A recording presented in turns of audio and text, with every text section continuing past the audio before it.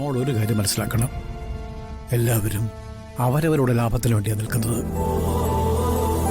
അതുകൊണ്ട് മോൾ അവരെക്കുറിച്ച് ചിന്തിക്കുന്നതിനൊപ്പം സ്വന്തം കാര്യം കൂടി നോക്കണം.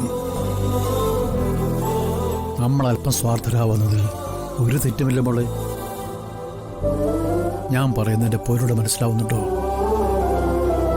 ആനന്ദനെ പോലെ നല്ലൊരു ചെറുപ്പക്കാരൻ ജീവിതത്തിലേക്ക് വരുമ്പോൾ മറ്റുള്ളവർക്ക് വേണ്ടി ആ ബന്ധം തള്ളിക്കളയുന്നത് പണ്ടത്തരമാണെന്ന് ഞാൻ പറയും. എങ്ങനെ ആനന്ദൻ നല്ലവനാണെന്നോ? കഷ്ടം. അവനെ കുറിച്ച് ശരിക്കും അറിയാഞ്ഞിട്ടായി ഇങ്ങനെയൊക്കെ പറയുന്നത്.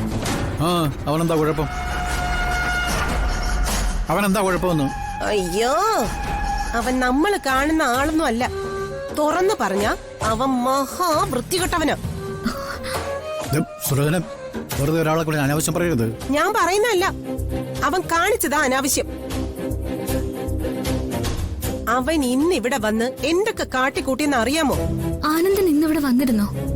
അപ്പൊ നിങ്ങളാരും ഒന്നും അറിഞ്ഞില്ലേ? അവൻ ഇവിടെ ഇന്ന് വന്നിരുന്നു. വന്നിട്ട് എന്നോടും അഞ്ജിതയോടും വളരെ മോശമായിട്ട് പെരുമാറി. ദേവിക്ക് കിട്ടിയില്ലെങ്കിൽ നിന്നെ മതിയെന്നും പറഞ്ഞ് അവൻ അഞ്ജിതയുടെ കൈ കയറി പിടിച്ചു. അവൻ അങ്ങനെ ചെയ്യൂന്നല്ല, ചെയ്തു. ഞാൻ പറഞ്ഞിട്ട് വിശ്വാസമില്ലെങ്കിൽ അഞ്ജിതയെ വിളിച്ച് ചോദിക്കും. അഞ്ജിതേ, അഞ്ജു,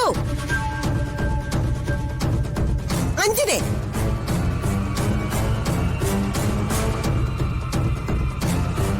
എന്താ അമ്മ?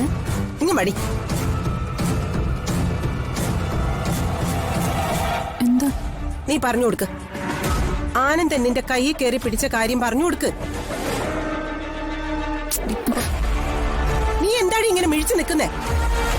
ആ ആനന്ദ് ഇവിടെ വന്ന് നിന്റെ കൈ കയറി പിടിച്ചില്ലേ?